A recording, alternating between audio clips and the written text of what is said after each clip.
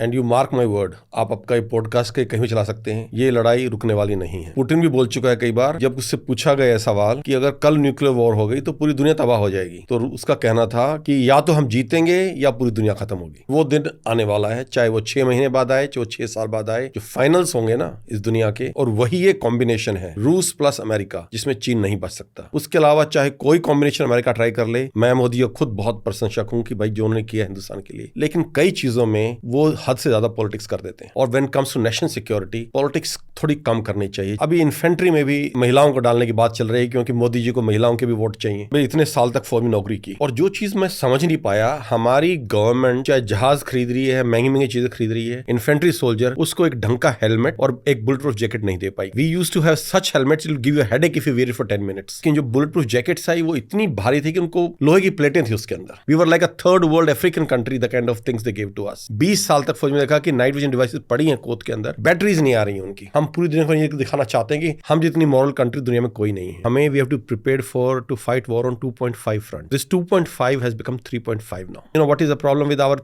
Prime minister now? He is the best prime minister we ever had till now, but his problem is he is gone into a Nehru syndrome now. नमस्ते sir, कैसे हैं आप? नमस्कार, सब ठीक ठाक, बढ़िया। सर, जो आपको पहली बार सुन रहे हैं हमारे दर्शक, उनके लिए थोड़ा सा अपना इंट्रोडक्शन दे दीजिए। मैं पहले आर्मी में था, 20-22 साल मैंने वहाँ नौकरी की है, इन्फेंट्री में और फिर स्पेशल फोर्सेस में, 1 पैरा में, 19 राजर्फ में, स्पेशल फ्रंटियर फोर्स में। उसके बाद वहाँ से जो है फौज में मैंने प्री मेच्योर रिटायरमेंट ले लिया, और फिर मैं कुछ टाइम साउथ अमेरिका में था, एक ऑर्गेनाइजेशन के साथ काम कर रहा था for monitoring compliance with international humanitarian law.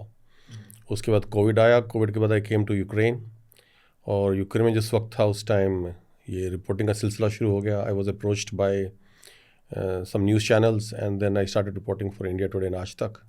तो वहाँ से फिर मैंने जो है I became a war correspondent, और वहाँ से फिर जो है ये जर्नलिज्म की जर्नी शुरू हुई। उसके बाद I was in Taiwan also during after tension between US and China after the visit of Nancy Pelosi to Taiwan. तो उस वक्त मैं वहाँ 1 महीने के लिए था। उसके बाद मैं नागोर्नो काराबाख में भी था, आर्मीनिया अजरबैजान की जो जंग थी उसके दौरान। फिर मैं इजराइल से रिपोर्ट किया मैंने लगभग 3 महीने। पैलेस्टाइन अथॉरिटी का जो एरिया है वहाँ पर, वेस्ट बैंक में, गाज़ा में, almost all cities of Israel, तो वहाँ से लगभग 3 महीने रिपोर्टिंग किया। और रशिया यूक्रेन वॉर है वो मैं लगातार, दैट्स माई पेट सब्जेक्ट, और मेरी जो मेन स्पेशलिटी है, और लगातार उसको मैं लड़ाई शुरू होने से लगभग 10 दिन पहले से लेके अब तक उसको लगातार कवर कर रहा हूँ ग्राउंड जीरो से। आपने आर्मी से एज अ कर्नल आप रिटायर हुए, तो वो क्या मतलब यहाँ से एज अ कर्नल रिटायर होके फिर आप वॉर कॉरेस्पॉन्डेंट बन गए, तो ये चेंज क्यों? बहुत टाइम से पहले ही आप रिटायरमेंट ले लिया आपने। देखो, आर्मी से रिटायर होने का मेरा जो मकसद था, मैं I like to travel a lot and I have travel to almost 100 countries around the world. और आर्मी में रहते हुए खासकर फॉरेन ट्रैवल करना अपने आप में बहुत कॉम्प्लिकेटेड है। आपको बहुत सारी क्लियरेंस लेनी पड़ती हैं, वेट करना पड़ता है, आपकी सारी टिकट्स बुक हो जाएं और लास्ट मोमेंट पे बोलो जी आपको क्लियरेंस नहीं मिला है या डिले कर दें, तो it became very complicated. And then I decided कि 22-23 साल आर्मी में कर लिए हैं तो काफ़ी है मेरे लिए, and it's time to move out and explore the outside world. Interesting. तो हम शुरुआत करते हैं सर रशिया यूक्रेन की। इसका जो आम लोग हैं जो नहीं जानते हैं उसके बारे में, इस क्राइसिस का आपके हिसाब से, आपके एनालिसिस के हिसाब से इसका जड़ कहाँ पे है, क्यों हुआ ये शुरुआत? देखिए, ये बड़ी कॉम्प्लिकेटेड चीज़ है। काफ़ी लोग ये सोचते हैं कि जो लड़ाई शुरू हुई है 2022 में शुरू हुई है, लेकिन इस लड़ाई का जो जेनेसिस है वो काफ़ी पुराना है। जो CIA के एसेट्स हैं, अमेरिकन एसेट्स हैं, यूरोपियन एसेट्स हैं यूक्रेन में, वो हमेशा से एक्टिव रहे हैं, इवन सोवियत यूनियन टाइम में, पर वो इतने एक्टिव नहीं थे। और जब 2 रास्ते आए यूक्रेन के सामने कि उसको they have to take a Eurocentric approach और अ रूसोसेंट्रिक अप्रोच, तो उसमें पूरा जो मुल्क था वो डिवाइडेड था। काफ़ी लोग चाहते थे कि हम यूरोप के साथ जाएं, क्योंकि हमें जो पुरानी व्यवस्था है उससे बाहर निकलना है, आगे बढ़ना है। और काफ़ी लोग जिनकी एफिलिएशन थी रूस के साथ में, वो रूस के साथ रहना चाहते थे, क्योंकि हमारी एफिलिएशन है, हम एक ही लोग हैं। तो वहाँ से सोसाइटी में दरार था।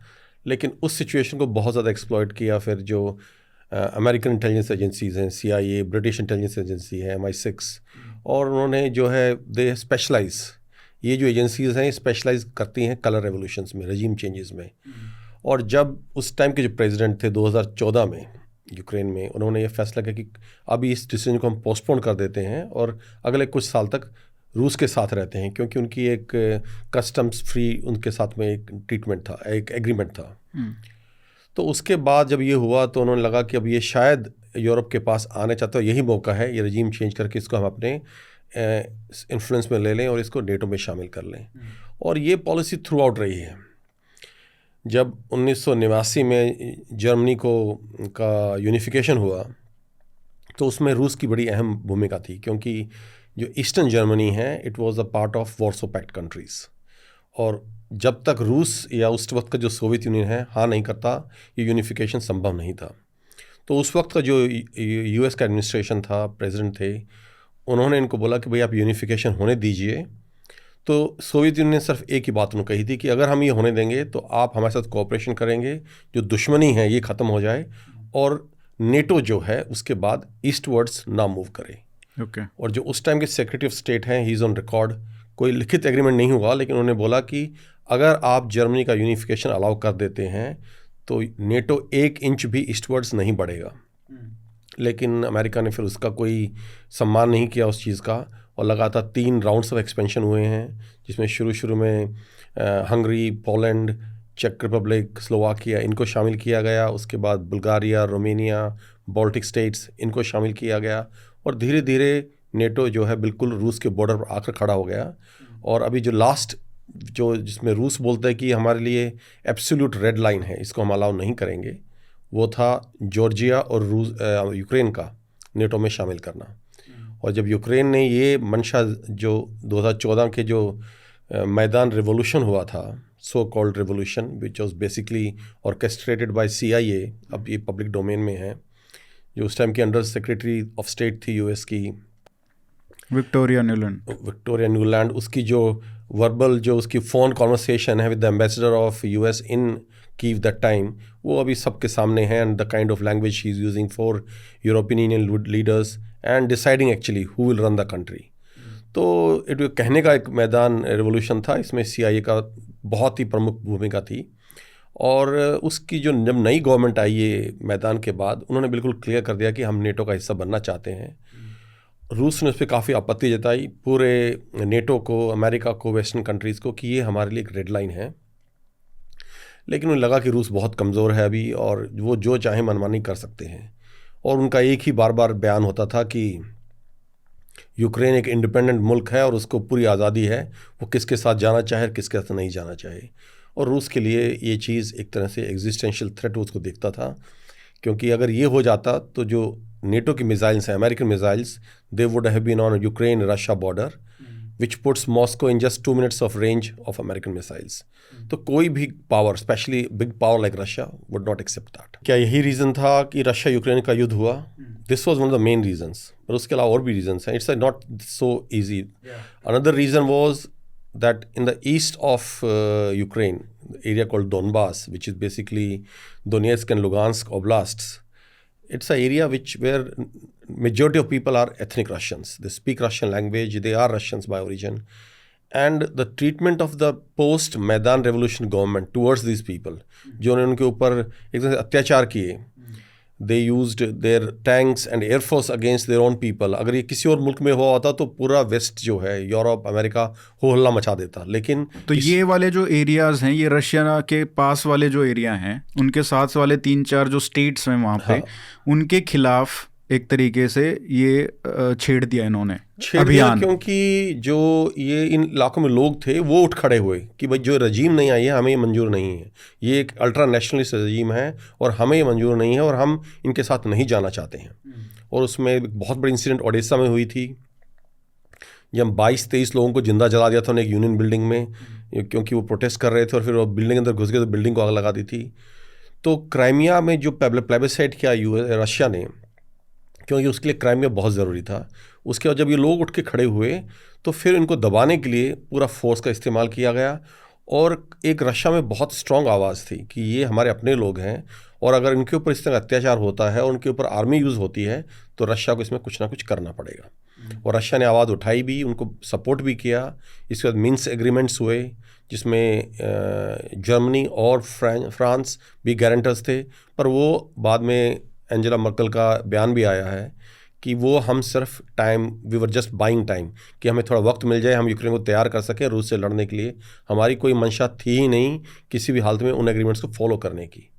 और जो हम देख रहे हैं आज अविश्वास है इतना ज़्यादा रूस के अंदर, खासकर यूरोपियन कंट्रीज को लेके, वो मिन्स्क एग्रीमेंट का जो धोखा हुआ रूस के साथ, उसके बाद उनके ऊपर विश्वास करना, यूरोप के ऊपर विश्वास करना अपने आप में बहुत मुश्किल है। तो बेसिकली यूक्रेन 2 हिस्सों में बट गया, एक आप कह सकते हो ईस्ट और वेस्ट। और जो रशिया के साथ जो लगती जो स्टेट्स थी, वो जो पार्ट था यूक्रेन का, वो चाहते थे, और वो क्लोज़र भी हैं थोड़े रशियंस के, एथनिकली भी और लैंग्वेज वाइज भी, कल्चरली भी।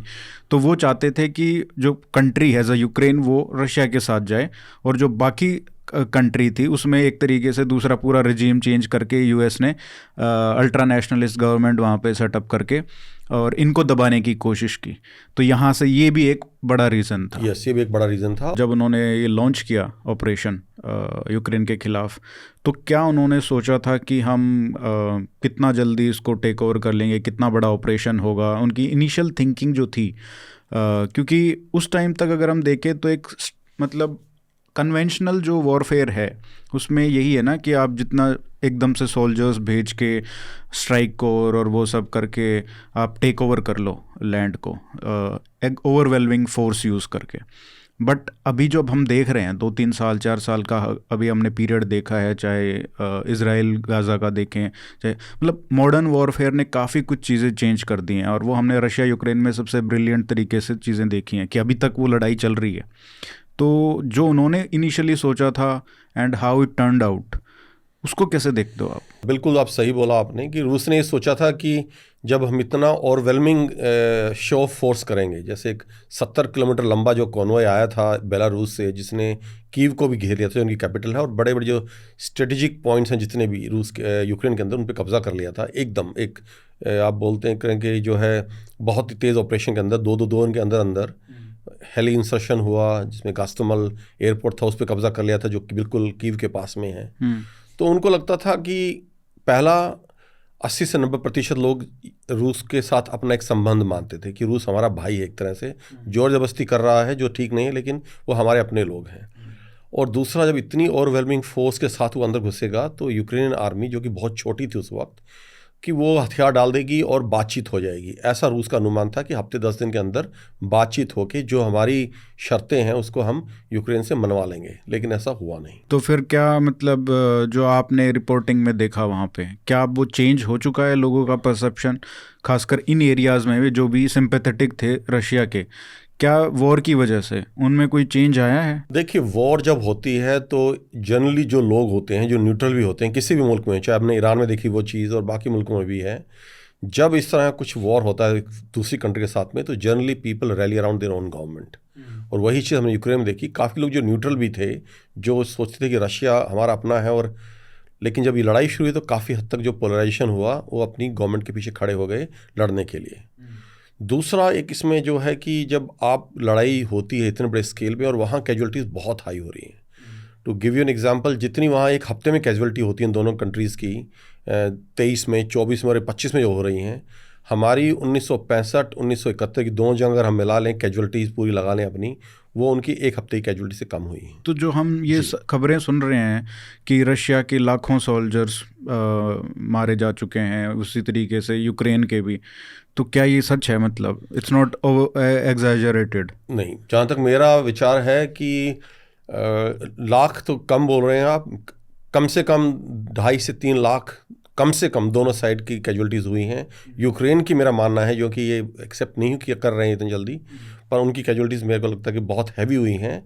और यही कारण है कि अभी यूक्रेन को बहुत मुश्किलात आ रहे हैं। एक तो वो छोटा मुल्क भी है रूस के मुकाबले, पर उसके अलावा अब जो उनको मुश्किलात आ रहे हैं कि किस तरह से जो पूरी फ्रंट लाइन है जो कि 1000 किलोमीटर से ऊपर की है, उस पर किस तरह से डिफेंसेस मेंटेन करके की जाएँ, क्योंकि मैन पावर की कमी बहुत ज़्यादा हो रही है। और इसी का इस्तेमाल अब रूस कर रहा है। They are following a policy of war of attrition, अच्छा। कि आप नुकसान पहुंचाते रहो, जितने ज़्यादा लोग उनको मारते रहो जो सोल्जर्स जहाँ भी लड़ाई में, और वो स्टेज दूर नहीं है जब यूक्रेन पूरी फ्रंट लाइन को मैनेज नहीं कर पाएगा, मैन नहीं कर पाएगा, और फिर जो गैप्स एंड डिफेंस में बढ़ जाएंगे और उसका इस्तेमाल करके फिर आप आगे पुश कर सकते हो बहुत स्पीड के साथ। तो ये इनका अभी का जो स्ट्रेटजी है ये है कि जितना लंबा खींचे वॉर वो खींचने दो, क्योंकि हमारे पास लोग हैं सेक्रीफाइस करने के लिए। रूस को कोई जल्दी नहीं है। मैं ये नहीं बोलूँगा कि देखो किसी भी कंट्री के जब सोल्जर्स या उनके आदमी या नुकसान तो होता है, और कोई भी देश नहीं चाहता कि नुकसान हो, तो ये नहीं है कि हम लोग मरवाते रहेंगे, पर उनका ये है कि अगर अब हम कोशिश करेंगे एक स्पीड से ज़्यादा टेरिटरी गेन करने की तो उसमें कैजुअलिटीज़ होंगी। और दूसरी बड़ी चीज़ क्या है कि ये फ्लैट इलाका है, और यहाँ जो है सारी डिफेंसेस बिल्टअप एरिया के आसपास, जैसे गांव हो गए, कस्बे हो गए, सारी की सारी जो है डिफेंसेस बिल्टअप एरिया में है। और बिल्टअप एरिया पे अगर आप अटैक करते हैं, कोई भी अटैकिंग फोर्स है, तो उसको बहुत ज़्यादा नुकसान उठाना पड़ता है, जान माल दोनों में। तो रूस ये नहीं चाहता कि उनकी बहुत सारे सोल्जर्स ऐसे अटैक में मारे जाएं, तो वो इंतज़ार कर रहे हैं कि धीरे धीरे जैसे यूक्रेन की जो सोल्जर्स जो हैं उनकी संख्या कम होती चली जाएगी, तो यूक्रेन सारी डिफेंस को मैन नहीं कर पाएगा, और उस वक्त वो जो है अपना जो थ्रस्ट है टुवर्ड्स वेस्ट वो उसको आगे तेज़ी से बढ़ाएंगे। तो वो इंतज़ार कर रहे हैं इसका कि जो सोल्जर्स हैं वो इस एक पर्टिकुलर लिमिट से नीचे चले जाएं, थ्रेशोल्ड से नीचे चले जाएं। तो अभी जो बात हो रही है सीज़ फायर की और एक तरीके से एग्रीमेंट की, अलास्का में समिट भी हुई पुतिन और डोनाल्ड ट्रंप की, और बहुत बातें हो रही हैं कि वो एग्री कर गए हैं, वो नहीं एग्री कर रहे हैं, बेसिकली पुतिन एग्री कर रहा है बट वहाँ नहीं एग्रीमेंट हो रहा है। तो ये सच्चाई क्या है इसमें? क्या कौन अनरीजनेबल है इसमें, इस मामले में कि भाई वॉर रुक जाए और हम सीज़ फायर कर लें, जो जिसके पास जितना कंट्रोल है, एक्सेप्ट फॉर थोड़ी बहुत टेरिटरीज एक्सचेंज हो जाएंगी, बट जिसका जितना कंट्रोल है वो वही रहेगा। तो इसमें कौन अड़ंगा अड़ा रहा है यहाँ पे? देखो, मैं अभी मेरी एक बुक आ रही है 2 महीने बाद, फॉल्ट लाइन्स ऑफ पावर, उसमें मैंने इसका जिक्र किया है। And you mark my word, आप आपका ये पॉडकास्ट के कहीं भी चला सकते हैं, ये लड़ाई रुकने वाली नहीं है। अच्छा। जो भी चल रहा है तमाशा चल रहा है। अच्छा। ये जो ऊपर से आप देखें, अगर आप आंख खोल के देखेंगे तो आपको नज़र आएगा, ऊपर से आप बोल रहे हैं कि ट्रम्प बार बार बोल रहा है मुझे बहुत बुरा लगता है कि इतने लोग मर रहे हैं, नहीं मरने चाहिए, पीस होनी चाहिए, ये मैं पूरी कोशिश कर रहा हूँ। वो कभी ज़ेलेंस्की को बुला रहा है, कभी पुतिन से बात कर रहा है, कभी उसको धमकाता है, कभी हाँ, पुतिन को। लेकिन ये लड़ाई नहीं रुकेगी क्योंकि मंशा नहीं है रोकने की। पहली चीज़, यूरोप बिल्कुल भी नहीं चाहता ये लड़ाई रुके, क्योंकि यूरोप की अभी भी वो मानसिकता है एक जो सेकेंड वर्ल्ड वॉर के टाइम थी कि हमने जर्मनी को अलाउ कर दिया थोड़ा एक्सपेंड करने के लिए, और जब तक जर्मनी को उन्होंने सरेंडर नहीं करा दिया वो पीछे नहीं हटे।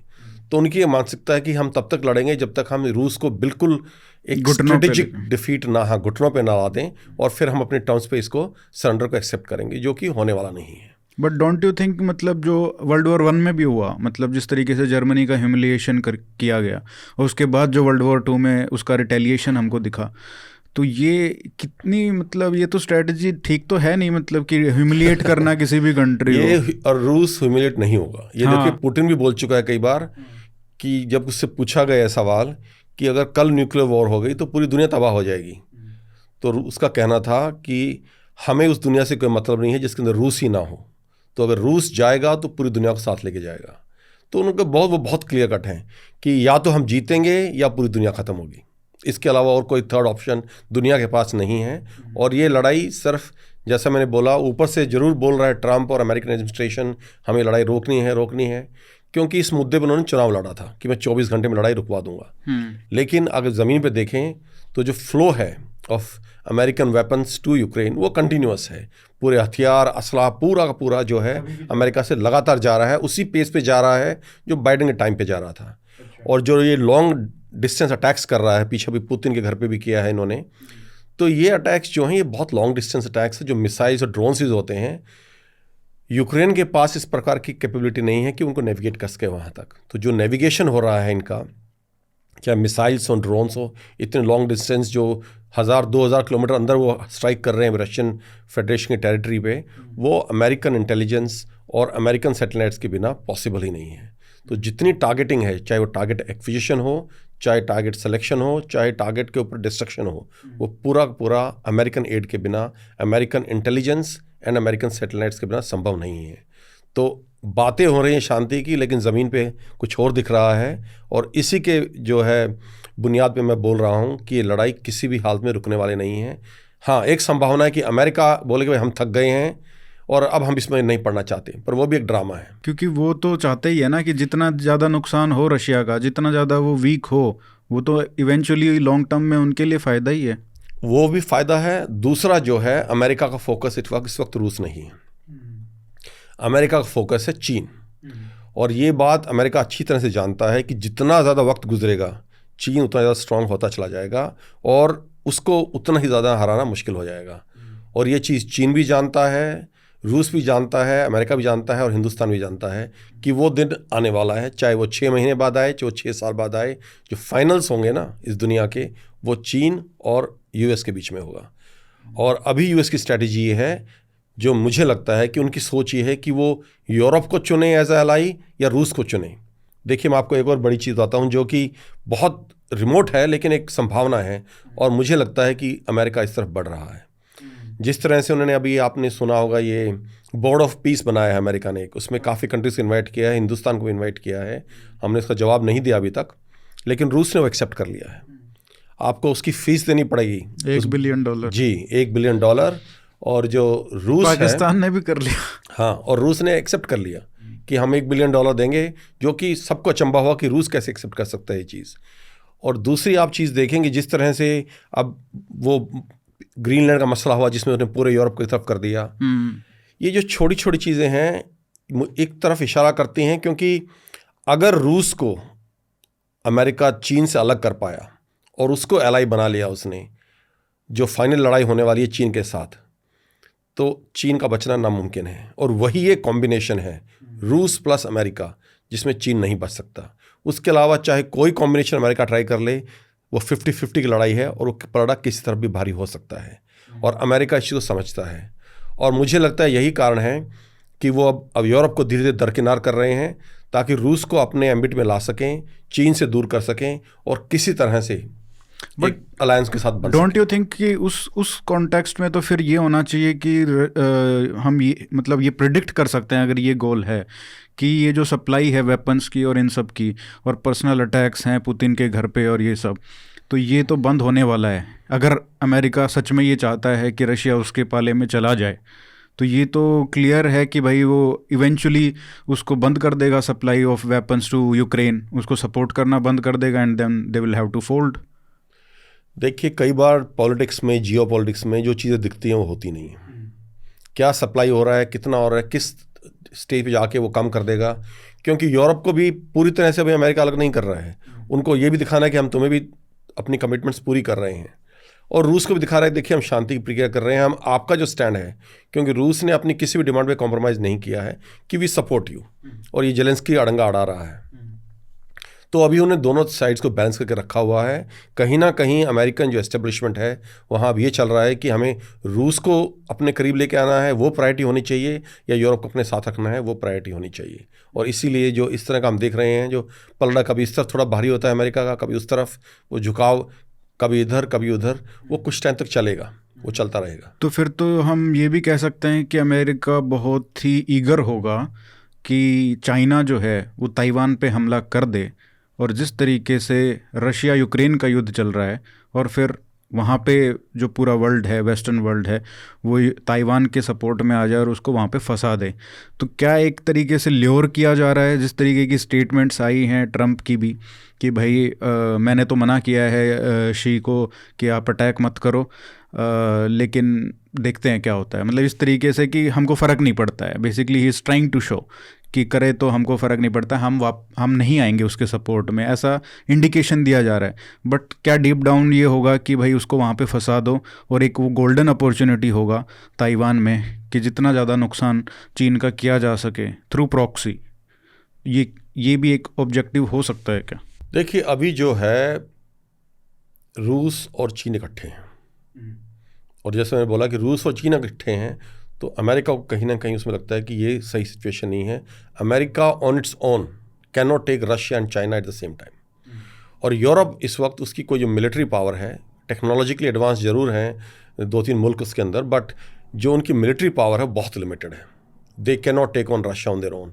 और यही रीजन है अभी कि ट्रम्प बार बार पुश कर रहा है उनको कि अपना जो जीडीपी है आप for defence, raise the defence expenditure from your GDP to 5%। और ये उन्होंने अपना अभी जो मर्ट्स हैं चांसलर ऑफ जर्मनी, उन्होंने बोला है कि हम अगले 10 साल में $800 बिलियन खर्च करेंगे to raise our own arm forces.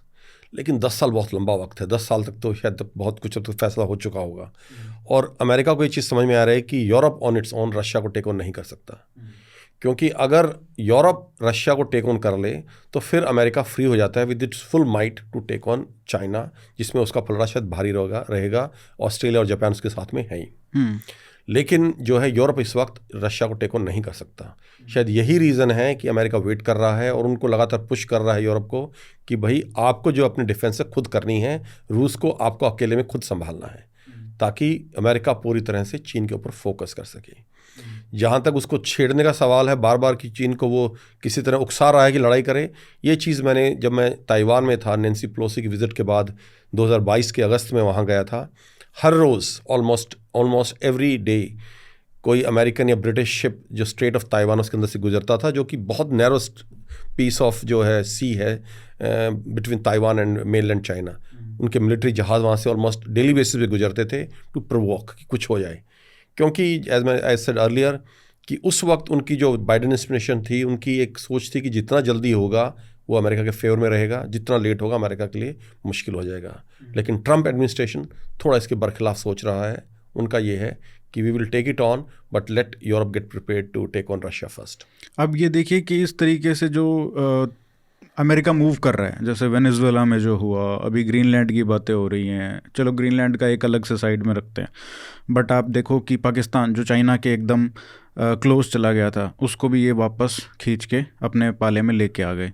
Iran पे जो हो रहा है, और मतलब आप देख लिए बांग्लादेश में जो इन्होंने किया है, वो भी उनका एम यही है कि हमको चाइना पे एक तरीके से हमको यहाँ पे बेसिस मिल जाएं चाइना पे वो करने के लिए। तो एनसर्कलमेंट जो है चाइना का, वो ऐसा लग रहा है कि फुल प्रिपरेशन में है, बट इसमें एक मिसिंग पीस है इंडिया। तो इंडिया का के खिलाफ या इंडिया के साथ जो इस एडमिनिस्ट्रेशन का जो रिलेशनशिप रहा है, वो आपको इस पूरे गेम में जब आप देखते हो तो वो कैसे आपको दिखता है? क्योंकि ये बहुत ही ओड वन आउट हो गया है कि सिर्फ इंडिया जो सबसे मजबूत यहाँ पे हो सकता है चीन के खिलाफ, उसको क्यों एलिनेट कर रहा है ये एडमिनिस्ट्रेशन यूएस में? ट्रम्प एडमिनिस्ट्रेशन है, खासकर प्रेसिडेंट ट्रम्प, आई वॉन्ट से ऑन एडमिनिस्ट्रेशन जस्ट हिम, उनका बड़ा एक जो एटीट्यूड है वो ये है कि इधर you are with us, you listen to us, if you don't listen to us, you are not with us. और जब उन्होंने एक बार बोला कि आप रूस से तेल खरीदना बंद कर दो, और जब इंडिया ने बोला कि हम कंटिन्यू करेंगे, तो उन्होंने टैरिफ्स बढ़ा दिए 50%। उसके अलावा जिस तरह से उन्होंने दरकिनार किया है इंडिया को, नहीं तो इंडिया पिछले जितने एडमिनिस्ट्रेशंस आए हैं यूएस में पिछले 15-20 साल में लगातार इंडिया को कल्टिवेट कर रहे थे as a counterweight to China. पर यूएस की इसकी ट्रम्प की पॉलिसी बिल्कुल अलग है उससे।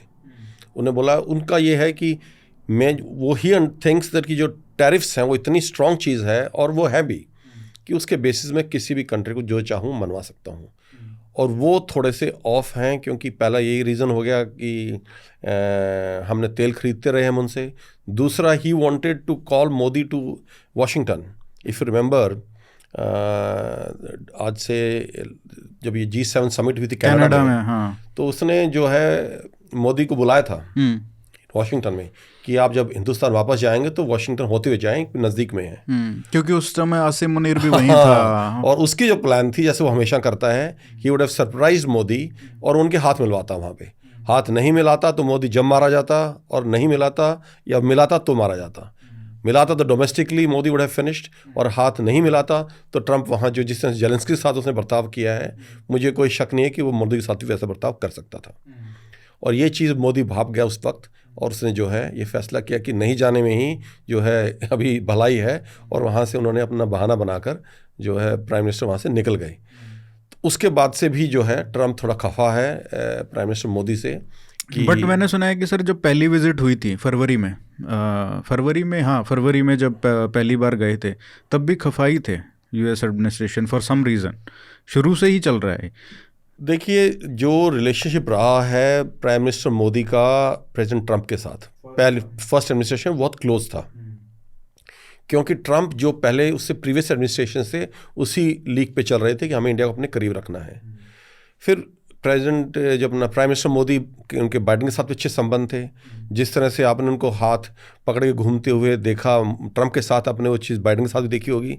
ट्रंप को ऐसी चीज़ पसंद नहीं है, उसको बोलता कि मेरे साथ और फिर तो बाइडेन से हाथ में ला रहा है, तो ही डजंट केयर। और एक बात ये भी आई थी कि जब वो यूएस में गए थे सितंबर या अक्टूबर में पिछले साल, मतलब 2025 में 24 में था ना चुनाव, 24 अक्टूबर में, नवंबर में चुनाव था, तो ये अक्टूबर में या सितंबर में गए थे यूएन की जो स्पीच होती है, तो वहाँ पे गए तो उनकी मीटिंग शेड्यूल थी ट्रंप के साथ, तो वो कैंसिल कर दिया क्योंकि उनकी जो दूसरी मीटिंग थी कमला हैरिस के साथ भी एक मीटिंग थी, वो कैंसिल हो गई। तो वो ये नहीं इम्प्रेशन देना चाहते थे कि सिर्फ मैं ट्रंप से मिल रहा हूँ, एक प्रेसिडेंशियल कैंडिडेट से मिल रहा हूँ और दूसरे से नहीं मिल रहा। वो मीटिंग कैंसिल हुई तो ये मीटिंग भी कैंसिल हुई, और इसीलिए वो ज़्यादा खफा है, ये बात बोली जा रही है। मैंने आपको बताया ना ट्रंप के बारे में, ट्रंप को ये कि आप मेरे दोस्त हो और दूसरे हाथ में ला रहे हो। ट्रंप इन चीज़ों में विश्वास नहीं करता है, and he is very open about it. He is a show man, he wants to stay in the light, and he wants कि भाई जो मैं हूँ, I am the most powerful man and everything should revolve around me. Modi ने जो शुरू में दिखाया, और यही कारण है मोदी जी को बड़ी उम्मीद थी कि मुझे बुलाया जाएगा इनॉग्रेशन के टाइम पे, he was not invited, and then slowly we see that the relationship was not the same as in the first administration. तो ये प्योर पर्सनल लेवल पे चीजें। For Trump everything is personal. For Trump everything is personal. Now look the way he's leaked his messages with Macron of France, and 2 minute में धमकी दे देता है और कुछ भी, मतलब for him it's normal. He is totally unpredictable. Sir, ये आपको लगता है कि जो बातें हो रही हैं कि रशिया जो है वो यूक्रेन में न्यूक्लियर पावर यूज़ कर सकता है जीतने के लिए, क्योंकि बहुत बार आ चुका है ये एंगल कि न्यूक्लियर वाला कि भाई हम लॉन्च कर सकते हैं। देखो, जैसे मैंने आपको पहले बताया था कि प्रेसिडेंट पुतिन खुद इस चीज़ के बारे में बोल चुके हैं कि Russia can not be given a strategic defeat on the battle ground. Russia can not be defeated on the battle ground. Either Russia will win और it will take the whole world with it. What we will do with the world without Russia? तो we don't care if the whole world get destroyed.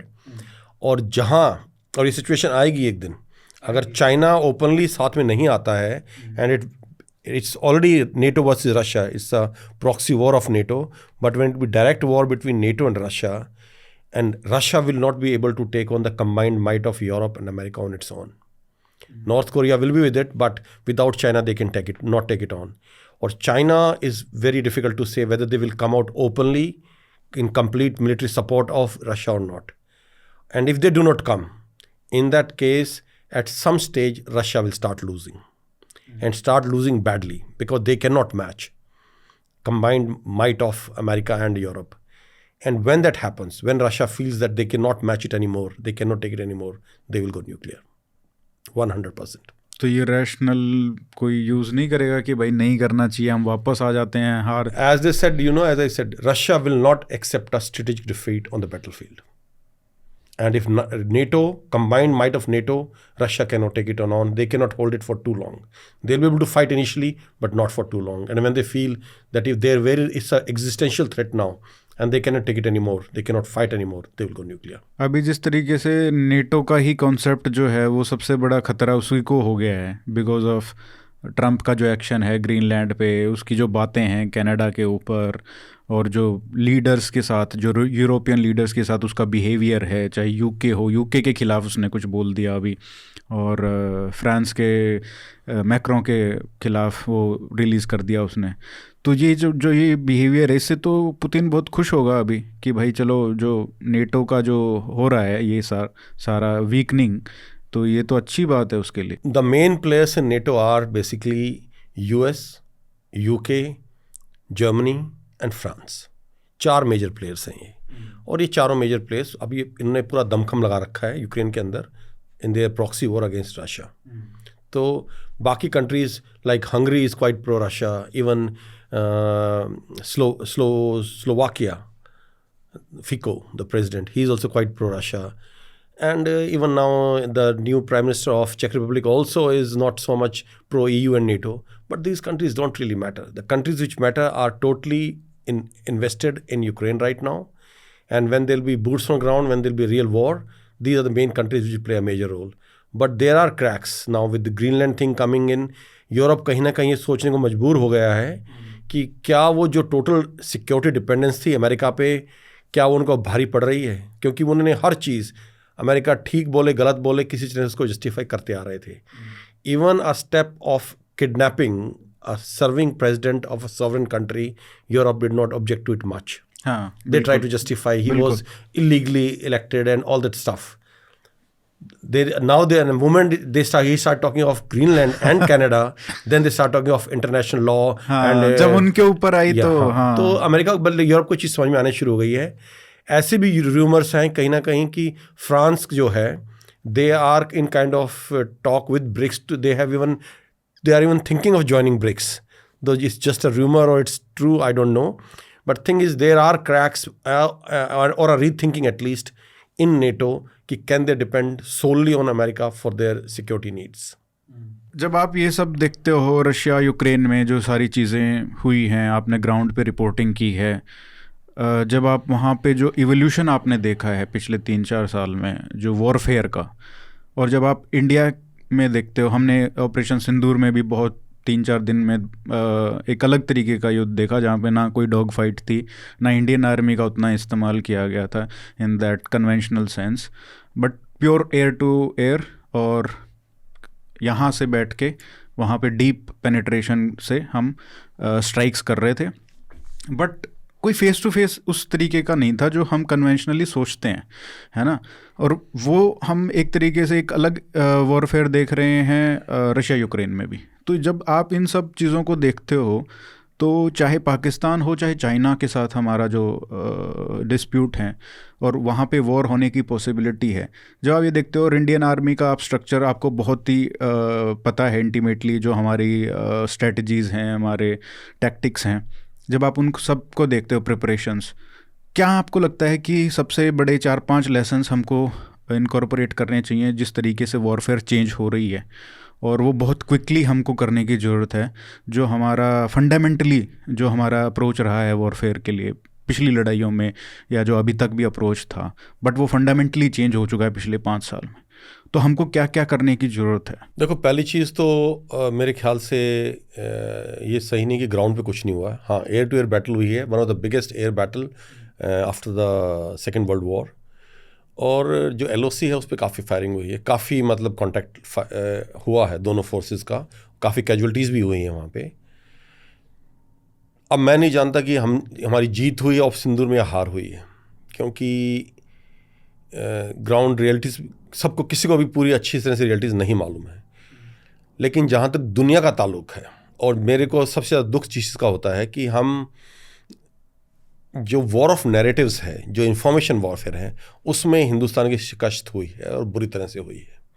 और मैं ऐसा क्यों बोल रहा हूँ? मैं पुराना फौजी हूँ और मैं अपने देश के लिए पूरा मेरे अंदर वो है, लेकिन जो सच्चाई है उसको हमें एड्रेस करना पड़ेगा. उसको अगर हम एड्रेस नहीं करेंगे तो हम हमेशा मात खाते रहेंगे, जैसे पिछले 2000 साल तक खाते आए हैं. इस लड़ाई में हमने वहाँ 2 लेडी ऑफिसर्स वहाँ खड़ी की. मुझे लगता है कि वो ढंग से बोल भी नहीं पा रही थी. जिस तरह के आप स्पोक्स पर्सन रख रहे हैं, वो पूरे देश के मोराल को, पूरी फौज के मोराल को रिप्रेजेंट कर रही थी पूरी दुनिया के सामने. दूसरी चीज़ देखिए, मैं आपको मोटा मोटा एग्जांपल दूंगा कि जितनी भी अभी टिकटॉक हिंदुस्तान में बैंड है, लेकिन मैं हिंदुस्तान में नहीं, बाहर रहता हूँ, तो मैं देखता हूँ कि किस तरह के व्यूज़ चल रहे हैं. क्या पूरी दुनिया इस वक्त ये मानती है कि उस दिन हमारे अगर 7 नहीं तो कम से कम 3 जहाज़ जरूर गिरे हैं. ट्रम्प कई बार बोल चुका है कि हिंदुस्तान के 7 जहाज़ गिर गए, और वो बात करता है, पाकिस्तान इसको क्लेम करता है. तो मैं नहीं जानता कि 7 गिरे हैं, 3 गिरे हैं, लेकिन पूरी दुनिया ये मानती है कम से कम 3 गिरे हैं. और लगभग पूरी दुनिया में ये भी मानना है कि इसमें कहीं ना कहीं, चाहे कोई जीता हो हारा नहीं हो, लेकिन कहीं ना कहीं पाकिस्तान का पलड़ा भारी रहा है. और पाकिस्तान की जो एक इमेज थी कि वो इंडिया के मुकाबले काफ़ी कमज़ोर है, वो इमेज ध्वस्त हुई है कि पाकिस्तान एक कॉम्पिटेंट पावर है, almost as powerful as India, because India couldn't do much. और इसमें देखिए, एक छोटी सी चीज़ मैं आपको बताऊंगा कि क्यों ऐसा हुआ है. अगर आप ध्यान दें, जो उस टाइम की प्रेस कॉन्फ्रेंसेस होती थी, एक सवाल जो बार बार जो भी मिनिस्टर ऑफ डिफेंस के स्पोक्स पर्सन थे, आर्मी एयरफोर्स के स्पोक्स पर्सन थी, वुमेन थी वहाँ पे, उनसे जब आपसे सवाल पूछते थे कि भाई आपके कितने जहाज़ गिरे हैं, और आप जवाब दे रहे हो उसका हमारे सारे पायलट सुरक्षित हैं। अरे भाई, या तो आप बोलो कि हमारे जहाज़ गिरे हैं, एक्सेप्ट को लड़ाई में होता है, नुकसान होता है और हमने दूसरी जगह उनका नुकसान किया है, या तो एक्सेप्ट करें उस चीज़ को, या आप साफ मना के हमारा कोई जहाज़ नहीं गिरा है। जब आपसे पूछा जा रहा है आपके कितने जहाज़ गिरे हैं बार बार, और आप जवाब दे रहे हो हमारे सारे पायलट सुरक्षित हैं, तो कहीं ना कहीं जो एक नैरेटिव बिल्डिंग था और जो एक ट्रांसपेरेंसी और एक जो क्रेडिबिलिटी थी, वो आपने बहुत बुरी तरह से इस तरह के जवाब देके डैमेज की है। और बाद में CDS का जो स्टेटमेंट आया उसके बाद, और बार बार ये हो रहा है ना कि कभी तो आपको रिवील करना ही पड़ेगा कि भाई 3 गिरे 4 गिरे जो भी गिरे, आपको उसी दिन एक्सेप्ट कर लेना चाहिए था। I mean being a democracy, ये तो सबसे पहले हमको करना चाहिए। और मतलब इसमें हर्ज क्या है, आप बोलो कि हमारे 3 गिरे, हमने उनके 5 गिराए। देखिए, मुझे लगता है एक तो ना बीजेपी और प्राइम मिनिस्टर मोदी बहुत बढ़िया काम कर रहे हैं। मैं मोदी को खुद बहुत प्रशंसक हूँ कि भाई जो उन्होंने किया हिंदुस्तान के लिए, लेकिन कई चीज़ों में वो हद से ज़्यादा पॉलिटिक्स कर देते हैं। और when comes to national security, politics थोड़ी कम करनी चाहिए, चाहे वो induction of women into armed forces हो। अभी इन्फेंट्री में भी महिलाओं को डालने की बात चल रही है, क्योंकि मोदी जी को महिलाओं के भी वोट चाहिए। अरे भाई, इतना इस देश ने नुकसान सहा है पिछले 1.5-2 साल में इन्हीं गलतियों की वजह से, और वही गलतियाँ चाहे हम दोबारा सोने की चिड़िया बन जाएं जो हम 2000 साल पहले भी थे, फिर भी हर किसी ने सोने की चिड़िया को रोंदा ही आके। 500, 600, 1000, 2000 लोग आते थे यहाँ पे, करोड़ों लोगों पर राज करते थे। और अगर ये हमारी पॉलिसी रही इस तरह की कि हर जगह हम पॉलिटिक्स करेंगे, तो इसका हमें नुकसान होगा। और देखिए, बहुत छोटी छोटी चीज़ें हैं। मैं नहीं कह रहा कि जो हमारे करंट चीफ CDS हैं चौहान साहब, या जो हमारे चीफ ऑफ आर्मी स्टाफ हैं, कि ये incompetent, maybe they are very competent people, I don't know, लेकिन एक इम्प्रेशन जब देते हो उनको, आपने देखा है, do they look like soldiers? वो छोटे छोटे आपने खड़े कर रखे हैं वहाँ पर, और वो आपकी जो मोराल है, जो जवान लड़ रहे हैं नीचे, they do not inspire people. I don't know how competent they are, but they don't inspire. When your whole country sees 2 midgets standing there and saying they lead your army, they don't inspire confidence. ये बहुत controversial चीज़ हो सकती है, मैं बोल रहा हूँ, और हो सकता है मैं गलत हूँ टोटली, लेकिन they do not inspire people. यहाँ ये this is not a warfare of monkeys कि आपको 6 फुट 6.5 फुट का होना है और मुक्के मार के लड़ाई लड़नी है. This is a war of technology undoubtedly, but personality matters. And especially when there's a war going on with the adversary which takes a lot of pride in their being soldierly, we need to inspire our people. और वो inspiration in चीज़ों में भी effect करता है. और जिस तरह की पॉलिटिकल चॉइसेस आ रही हैं, चाहे वो चीफ ऑफ स्टाफ हो, चाहे वो CDS है, कहीं ना कहीं, चाहे वो महिलाओं का इंडक्शन, अभी इन्फेंट्री में बात कर रहे हैं कि हम महिलाओं को इन्फेंट्री में भी लेके आएंगे. जो मोदी जी का ये अब ये जो एक नया वो है ना, एक्स्ट्रा पोलिटिसाइजेशन. पॉलिटिक्स खेलो आप यार, आप पॉलिटिशियन हो और आप बहुत अच्छा काम कर रहे हैं, आपने बड़े अच्छे काम किए इस देश के लिए जो शायद हम कभी सोच भी नहीं सकते थे. लेकिन एक line has to be drawn, specially when it comes to national security and building narrative in favour of your country and to present your country specially as a military power, जो कि मुझे लगता है कि ये गवर्नमेंट ठीक से नहीं कर पा रही है. ये कहाँ से आ रहा है ये? I think I am pretty sure कि ये बाहर की जो इंस्पिरेशन है बाहर से लेने का, पर बाहर के फोर्सेस में खुद नहीं हो रहा है इतना जितना हम करने की कोशिश कर रहे हैं. बाहर ये बिल्कुल भी नहीं हो रहा है. हाँ, मतलब ये जो फर्स्ट वर्ल्ड आइडिया, इस वक्त लड़ाई चल रही हैं, major wars, and Ukraine Russia war is the biggest war ever since second world war. There are no women in the front line. They have a mandatory conscription of males, not of females. They are all sitting in Europe. Majority, a lot of जो हैं Ukraine औरतें हैं और लड़कियां हैं fighting as, वो Europe में घूम रही हैं या अपने रह रही हैं, ज़िंदगी चला रही हैं. और मैं नहीं बोलता गलत है, ठीक है, वो यूक्रेन का अपना फैसला है. लेकिन फ्रंट लाइन्स पे there are no women in Ukraine. There might be few, very few in supporting roles somewhere behind. Same is the case with Israel. IDF की जो लड़कियां हैं, I was there in Israel for 3 months, जो उनकी महिला सैनिक हैं, वो हमारी हिंदुस्तानी जो सैनिक अभी हैं जो फौज के अंदर, फिजिकली उनसे काफ़ी हद तक आगे हैं. मतलब मैं ये नहीं बोलता कि हमारी लड़कियां कमज़ोर हैं, मजबूत हमारी लड़कियां भी. और I am in fact a feminist. I am totally in support of women empowerment, women equality. But when it comes to national defense, there are no women from even IDF fighting Gaza as a matter of policy. तो जब आप लड़ाई है जहाँ आपके देश की सुरक्षा और जीतने और हारने का सवाल है, वहाँ पे इजराइल और यूक्रेन जैसे मुल्क जहाँ की महिलाएं फिजिकली जेनेटिकली हमारी महिलाओं से काफ़ी सशक्त, लंबी चौड़ी होती हैं और मजबूत होती हैं, वो तक नहीं भेज रहे हैं उनको। और यहाँ हम बात कर रहे हैं कि हमें और उनको इंडक्ट करना है, क्योंकि हमें महिलाओं के वोट चाहिए और हमें दिखाना है कि हम किस तरह से उनकी एम्पावरमेंट कर रहे हैं। तो ये कहीं ना कहीं मेरी तरफ से एक बहुत बड़ी गलती होगी। और मैं आपको एक चीज़ और बता दूँ, मैंने यही चीज़ 1-2 लेक्चर्स में बोली है, जिसमें एक आर्मी वेटरन्स का लेक्चर मैंने लिया था रिसेंटली बेंगलोर में, वहाँ भी मैंने चीज़ बोली है और ज़्यादातर लोग मेरी इस बात से सहमत थे। लेकिन फिर वही चीज़ है कि कोई भी nobody wants to touch the elephant in the room, कि उसको आप छेड़ेंगे तो फिर आपको बदनामी मिलेगी कि आप महिलाओं के खिलाफ हैं, आप ऐसा बोल रहे हैं। और किसी ना किसी को तो मैटर एड्रेस करना पड़ेगा। और जो हमारी हायर एस्टेब्लिशमेंट है उसको सोचना पड़ेगा कि हर चीज़ में पॉलिटिक्स ठीक नहीं है। ये इस टाइप की चीज़ें हम कॉजेज़ को उठा लेते हैं और जो चीज़ें बाहर बोली जाती हैं as a matter of fashion और बोलने के लिए, टू शो देम कि भाई हम मॉडर्न हैं और वो सब, और यहाँ पे एक्चुअली में वो चीज़ें इम्प्लीमेंट हो जाती हैं। लाइक आप देखो पूरा यूएस लेड जो क्लाइमेट चेंज का पूरा एफर्ट था उन्होंने शुरू किया और अब वो खुद निकल गए वहाँ से, और हम यहाँ पे 2030 के जो हमारे गोल्स थे वो पहले ही करके बैठे हुए हैं 2025 में, even at the cost of hurting our own industry. तो ये सब पता नहीं हम वहाँ के कोजेज़ को पूरा इंपोर्ट कर लेते हैं और वो सब चीज़ें होती हैं। But apart from this sir, what do you think कि जो हमारी जो आर्मी की अप्रोच है, जो लड़ाई की अप्रोच है, जो ट्रेडिशनल अप्रोच रही है, उसको किस तरीके से चेंज करने की बात है? ड्रोन्स की बहुत बात हो रही है कि भाई अब स्ट्राइक कोर एक तरीके से जो आपका है, जो आपका इंटीग्रेटेड बैटल ग्रुप्स होते थे कि आप जाओ हज़ारों की संख्या में एक साथ अटैक कर दो, तो बेसिकली वो तो एक प्राइम टारगेट हो गया है, ड्रोन्स आ गए आपको उड़ा देंगे वो। देखिए, अभी मैं कई मिलिट्री फॉर्म्स में इसी चीज़ पे लेक्चर कर रहा हूँ, काफ़ी मैंने टॉक्स दिए हैं। New war will be decided by your drones, robotics and AI. और इसकी अवेयरनेस है, खुशी है मुझे बोलते हुए कि इस चीज़ की अवेयरनेस हमारी जो higher echelons of our defence forces हैं या जो भी डिसीजन मेकर्स हैं उनमें इस चीज़ की अवेयरनेस है। लेकिन गति धीमी है, गति को बढ़ाना बहुत ज़रूरी है। जो टेक्नोलॉजी पहले 10-15 साल में इवॉल्व होती थी वो अभी हफ्तों में इवॉल्व हो रही है। Whatever is new today is getting outdated within a matter of months.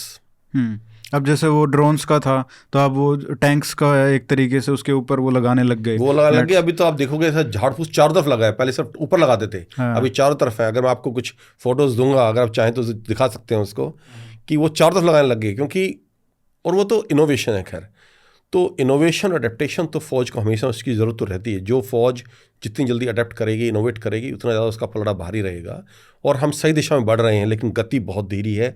जहाँ तक इंटीग्रेशन है और सिनर्जी है थ्री फोर्सेस का, और जो जिस तरह से ये टेक्नोलॉजी पे भी जोर दे रहे हैं, वो बिल्कुल सही दिशा है, लेकिन धीमी है। थोड़ा उसको तेज करने की ज़रूरत है। आपने कुछ चेंज देखा है ये ऑपरेशन सिंदूर के बाद? कुछ चेंज आया है लीडरशिप में, जो इंटरेक्शन है सोल्जर्स पे कुछ, कि हमको किस तरीके से वॉर लड़नी है, अब आगे क्या होगा, जिस तरीके की वॉर लड़ाई होगी हमारी, तो उसमें कुछ लोगों में चेंज दिखता है कि हाँ? बिल्कुल, मेरा काफ़ी इंटरेक्शन हुआ है। मैं कई जगह अभी गया हूँ आके इस वक्त, इस पिछले 2 महीने में, और काफ़ी हर लेवल पे, from soldiers till higher level of military echelons, उनसे थोड़ा इंटरेक्शन हुआ है और चेंज है। बिल्कुल हर किसी को ये चीज़ समझ में आ रही है कि जो नई लड़ाई है वो ड्रोन्स के ऊपर है।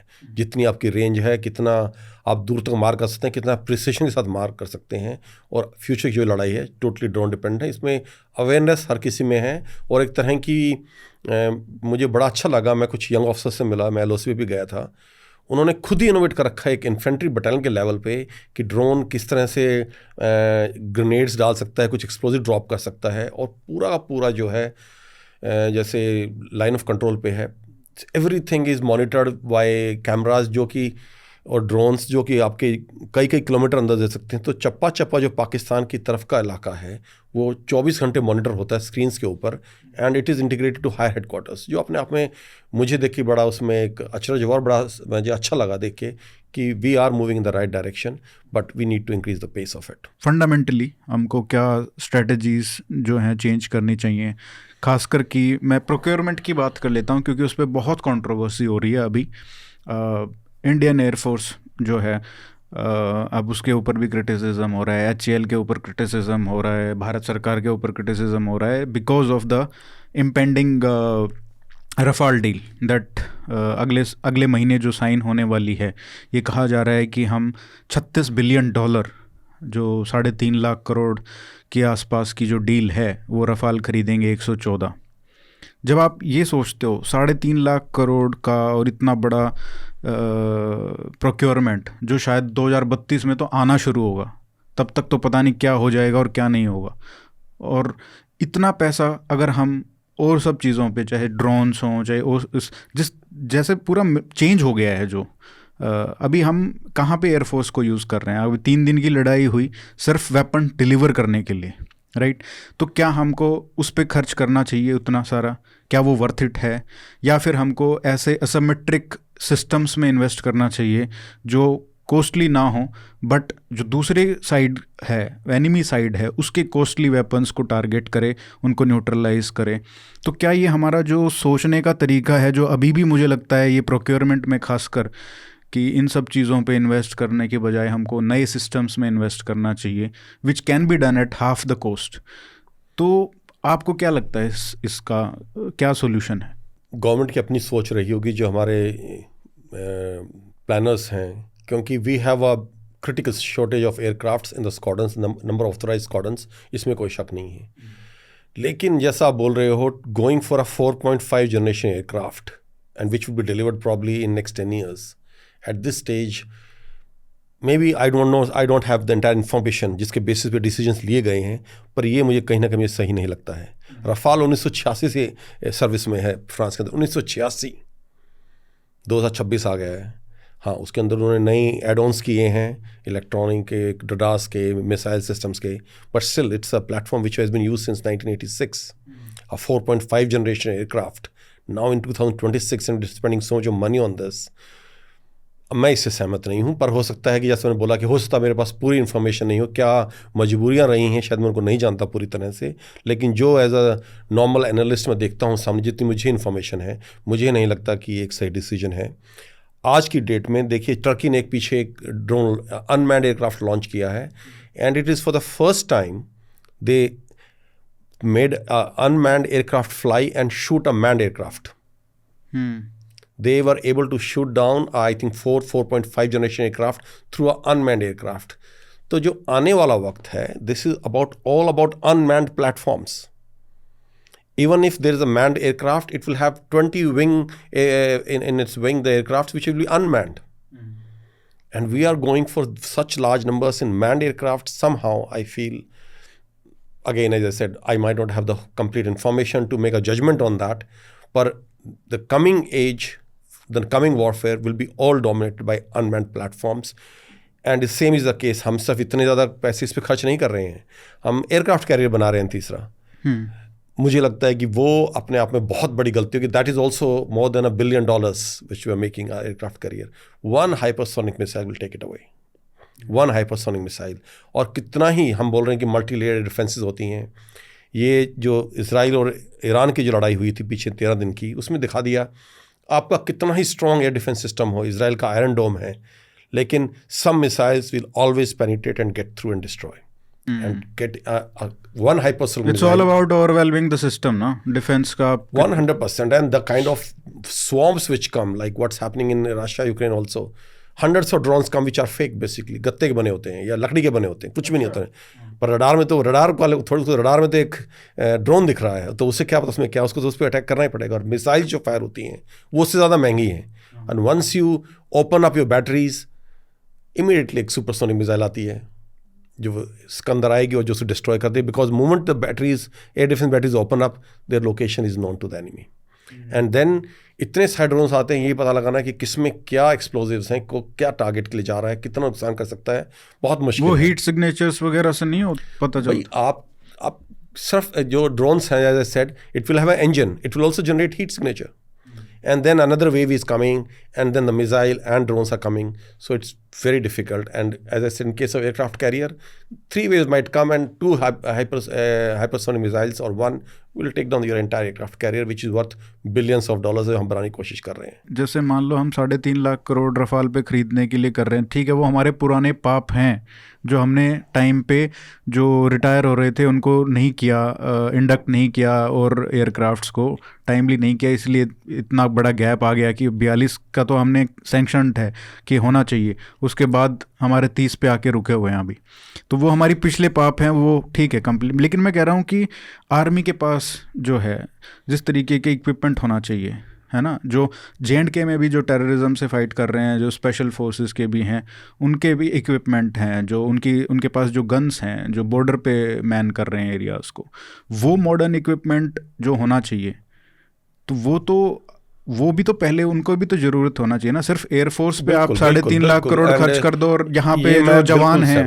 देखिए मैं आपको एक एग्जांपल दूंगा। मैंने इतने साल तक फौज में नौकरी की, और जो चीज़ मैं समझ नहीं पाया, हमारी गवर्नमेंट चाहे जहाज़ खरीद रही है, महंगी महंगी चीज़ें खरीद रही है, एक बेसिक जो सोल्जर है, जो कि हमारी रीढ़ की हड्डी है हमारी डिफेंस का, इन्फेंट्री सोल्जर, उसको एक ढंग का हेलमेट और एक बुलेट प्रूफ जैकेट नहीं दे पाई। 25 साल तक मैं देखता रहा, ये चीज़ नहीं हो पाई। We use to have such helmets will give you headache if you wear it for 10 minutes. जो सेकेंड वर्ल्ड वॉर में हेलमेट यूज़ हो रहे थे, वही हेलमेट हम अभी तक 21वीं सदी में भी उनको इस्तेमाल कर रहे थे। सर में दर्द हो जाता आपका, उसको 25 मिनट आप लगा के रखें तो, और they could not even change that. और मैं इतना हैरान हूँ कि हमारे इतने चीफ आए, उनका क्या होता था, जो चीज़ मैंने देखी फौज के अंदर, आए हैं अभी कॉम्बैट ड्रेस का ये पैटर्न है, इसको चेंज कर दो।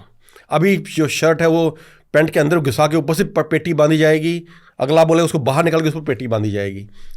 ये हमारे जो चीज़ ज़मीन पर दिखी है, इनकी प्रायोरिटीज़ में, जो मैं स्पेशली आर्मी चीफ़्स की बात कर रहा हूँ, बड़ा हैरानी होती थी। एज ए यंग ऑफिसर हम देखते थे कि यार ये कर क्या रहे हैं, एक हेलमेट नहीं चेंज करवा पा रहे हैं, ये एक बेसिक बुलेट प्रूफ आए बाद में, पटके आए CI के लिए, बड़ी अच्छी चीज़ हुई वो, लेकिन जो बुलेट प्रूफ जैकेट्स आई वो इतनी भारी थी कि उनको लोहे की प्लेटें थी उसके अंदर, नो केवलार, नॉट, अच्छा, it was not even like a middle power in the world, we were like a third world African country, the kind of things they give to us, a basic infantry soldier. So there was no, their distinct priority is more of showing off। जहाज खरीद रहे हैं आप, aircraft खरीद, जो बंदा जिसने ज़मीन पे खड़ा होना है, सामने दुश्मन को लड़ाई लड़नी है, उसको आप इक्विप नहीं कर पा रहे हैं। Rifles, 3rd grade rifles compare to international standards. अभी कुछ इंट्रोडक्शन हुआ है, इंसाज इतना उसका कि बड़ी अच्छी है, बड़ी अच्छी। It was a low grade rifle basically. तो हम जो बेसिक पर्सनल इक्विपमेंट है, और ये मेरी बहुत ग्रज रही है, चाहे वो आर्मी चीफ्स हैं, चाहे गवर्नमेंट से, आपने जो मैंने खुद अपनी नज़रों से देखा है, personal equipment, personal weapons of infantry soldiers was of very poor quality through out, and the focus on that. बोल रहे हैं हमारा 21st सेंचुरी का इन्फेंट्री सोल्जर, वो तो कॉन्सेप्ट सुनते आ रहे हैं, मैं 30 साल से कॉन्सेप्ट सुन रहा हूँ, infantry soldier of future and all, पर ज़मीन पे बदलाव आया है, लेकिन बहुत कम आया है। राइफल्स चेंज हुई हैं, अभी मैंने देखा कि ट्रेवोर काफ़ी अच्छी राइफल है जो अभी उनके पास में है। इवन स्पेशल फोर्सेस में जो इक्विपमेंट है उसको इम्प्रूव करने की और पर्सनल वेपन्स के ऊपर ध्यान देने की ज़रूरत ज़्यादा है बनिस्बत के हम इतना पैसा जो एयरक्राफ्ट कैरियर्स पे खर्च कर रहे हैं। अभी जो पर्सनल वेपन है, पर्सनल प्रोटेक्शन है, personal kit of an infantry soldier, जो कि रीढ़ की हड्डी है हमारे डिफेंस का, उसके ऊपर फोकस करने की भी ज़रूरत है। एग्जैक्टली वही मैं, मतलब आप 3.5 लाख की भी तो जरूरत नहीं पड़ेगी आपको। मुझे लगता है कि 1 लाख करोड़ में ही आप इतना मॉडर्नाइज कर दोगे इंडियन आर्मी के सोल्जर्स को। कम से कम वेपन्स तो अच्छे दे दो, थोड़ा बुलेट प्रूफ कर दो, इतना तो कर दो कम से कम कि एक डिफेंसिव हो जाए, एक ऑफेंसिव, दोनों में वो कर अपना कैपेबिलिटी हो सके, मतलब वो ठीक है। आप टेक्नोलॉजी उसको भी तो चाहिए, उसको भी तो हेलमेट चाहिए, उसको भी तो मतलब अच्छा जैकेट चाहिए। मैंने तो अभी सिपाही देखे हैं, कई मुल्कों की फोर्सेस के में सिपाही देखे हैं, IDF के देखे हैं, I met Hezbollah fighters also, I have seen Ukraine soldiers, I have seen Russian soldiers. मतलब जो उनका पर्सनल किट है, helmet, you have all have a sight on the helmet, there so many equipments they put on their helmet. हमारे उनके पास अब भी वो नहीं है। I mean, helmets which are worn by Indian Army even today, despite of little improvements, are same what probably a lot of African armies are wearing, not the first world armies. We are still nowhere close to them, despite of having this talk and presentations कि हम कितना infantry soldier of 21st century, ज़मीन पे बदलाव नहीं आया है। हाँ, अभी साइट्स काफ़ी आ गई हैं, पहले साइट्स भी नहीं होती थी राइफल के लिए आपके, नाइट विजन डिवाइसेस की बैटरीज ही नहीं आती थी। 20 साल तक फौज में देखा कि नाइट विजन डिवाइसेस पड़ी हैं कोत के अंदर, बैटरीज नहीं आ रही हैं उनकी, वो इस्तेमाल ही कभी नहीं हुई। पर अभी वो बदलाव आया है, बहुत धीरे है, बहुत लो स्केल पे है। It has to be scaled up, it has to be made available to every infantry battalion. दिक्कत कहाँ पे है? क्या ये मतलब आर्मी लेवल के ऊपर है, जैसे चीफ होते हैं, या जो प्रोक्योरमेंट है, या डिफेंस ब्यूरोक्रेसी में है, एमओडी में है, या फिर गवर्नमेंट लेवल पे है? ये प्रॉब्लम है कहाँ पे? बड़ा मुश्किल है कहना कि प्रायोरिटीज़ हैं, क्योंकि लुक अभी इंडिया सोचता तो है फर्स्ट वर्ल्ड कंट्री की तरह, like a great power. Ground पे वो चीज़ें होती, उतने रिसोर्सेज नहीं होते। अब हम तीसरा एयरक्राफ्ट कैरियर क्यों बिल्ड कर रहे हैं? Because we want to project sea power beyond our shores, we want to make our navy a blue water navy. बहुत अच्छा विचार है, और जिस तरह की हमारी जनसंख्या है और जो हमारे एम्बिशंस हैं एज अ नेशन, बहुत ज़रूरी है और ठीक भी है करना। लेकिन क्या हम, जैसा आपने सवाल उठाया, क्या seeing the modern evolution of technology should we go for a aircraft carrier? अब देखिए, मैं आपको उदाहरण दूंगा। रशियन नेवी हमारी नेवी से तो एक कदम आगे होगी, पीछे तो नहीं है। उनका जो पूरा ब्लैक सी फ्लीट है, which has lot of advanced aircraft, they have multi-layered air defense and defenses against all kind of torpedoes and all. Ukrainians have destroyed so many of the aircrafts by using unmanned boats, जो कि कुछ $1,000 की हैं, under सी drones जो कि $1,000 का भी नहीं होगा शायद। They have destroyed ships which cost $500 million, hundreds of millions of dollars. So Russians को, जो इतनी बड़ी एक मिलिट्री पावर है, उनको अपना पूरा ब्लैक सी फ्लीट, जो कि सेवास्तोपोल क्रीमिया में बेस्ड है, उसको पहले उससे खींच के पिछले जाना पड़ा।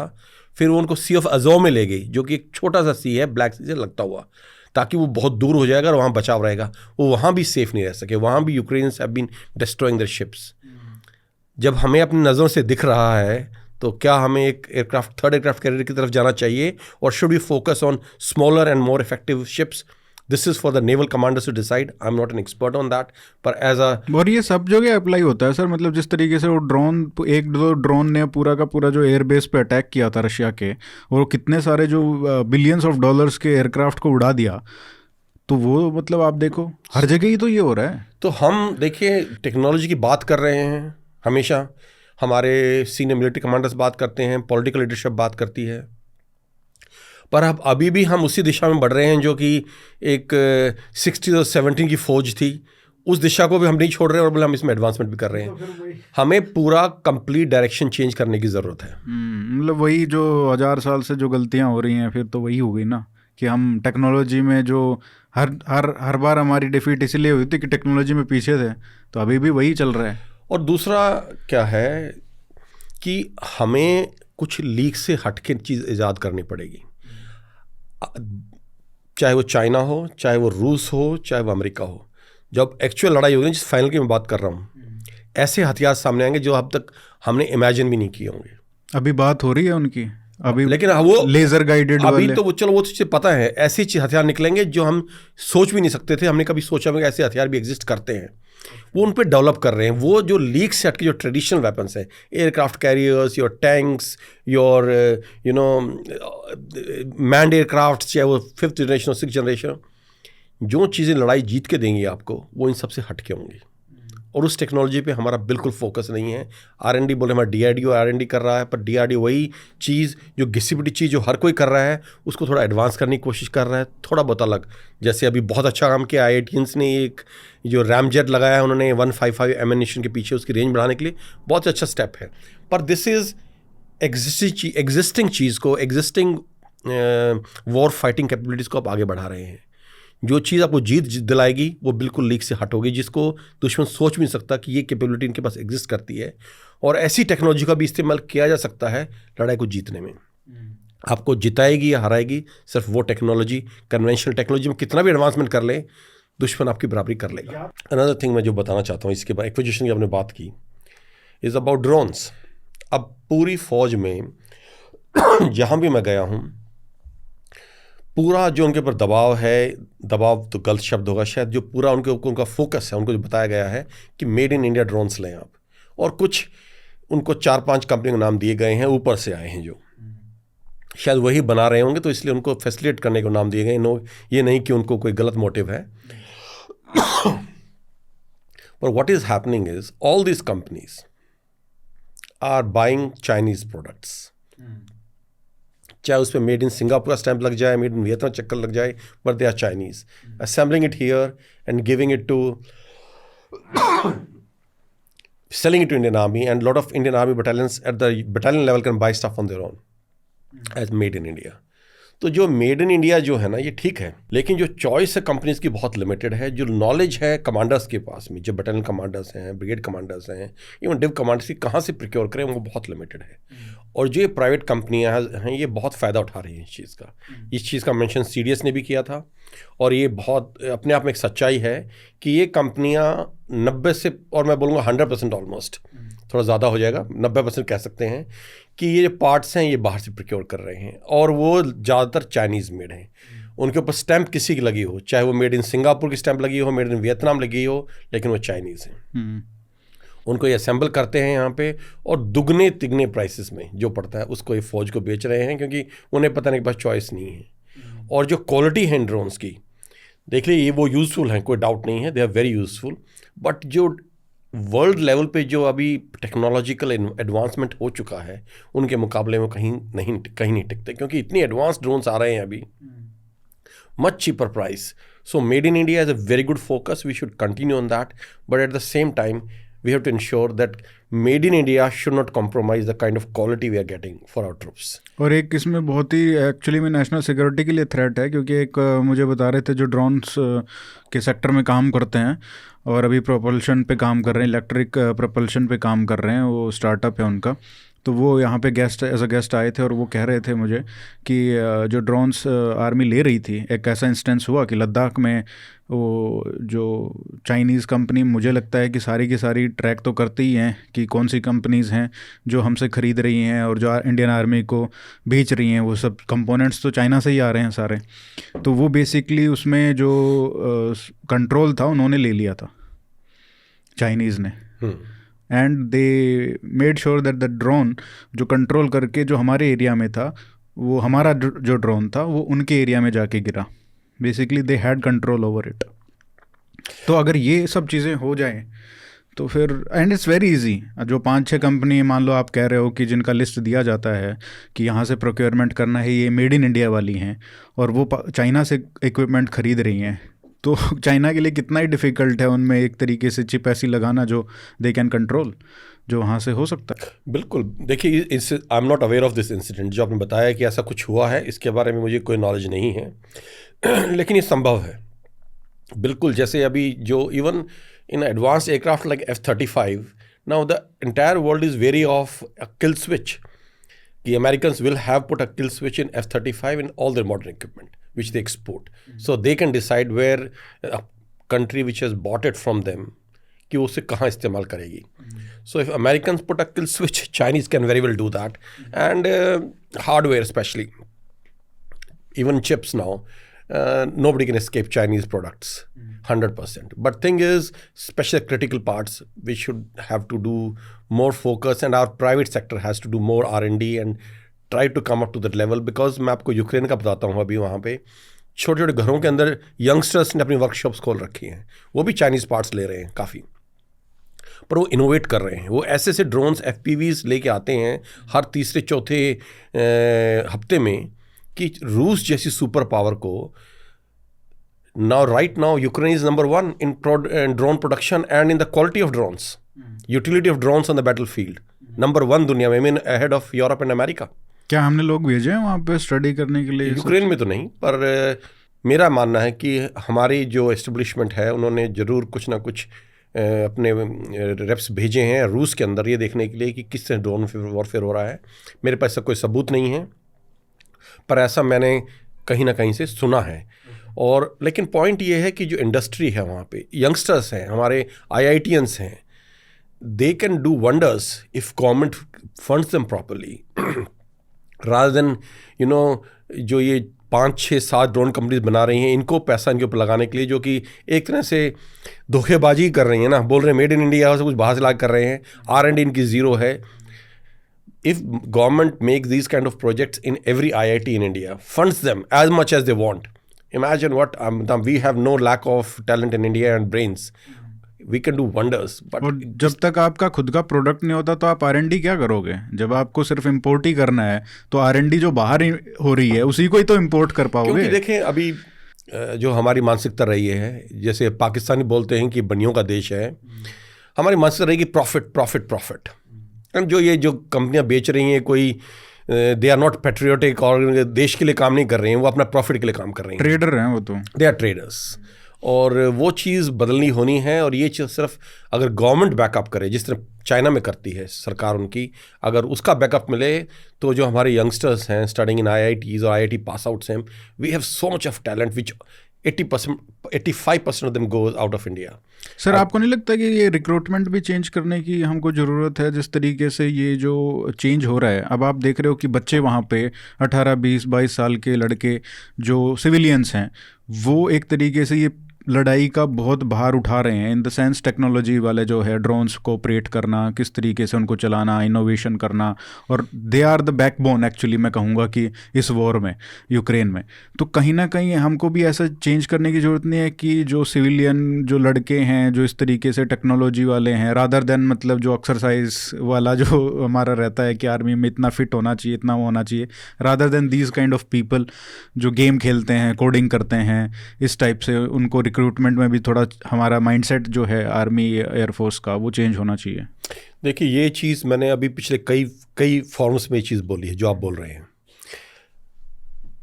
Having a technological bent of mind is very important. And मैं आपको बता रहा हूँ अक्रॉस द बोर्ड, चाहे वो अभी गांव के लड़के हों, चाहे वो शहर के हों, चाहे वो मेट्रोपोलिस के हों, एक technical bent of mind exist करता है इर्रेस्पेक्टिव ऑफ योर एजुकेशन। ठीक है, लेकिन जैसा कि फ़ौज में ये चीज़ बार बार दोहराई जाती है, it's not just the machine, it's man behind the machine which is important.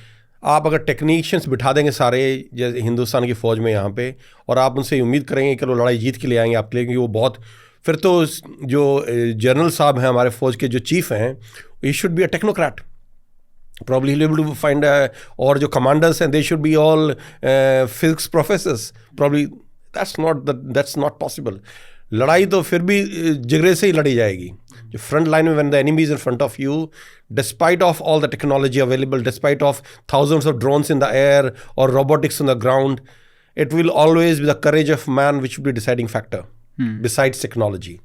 For that we don't have to recruit mechanics as soldiers। Soldiers again have to be fit, strong and have to have courage।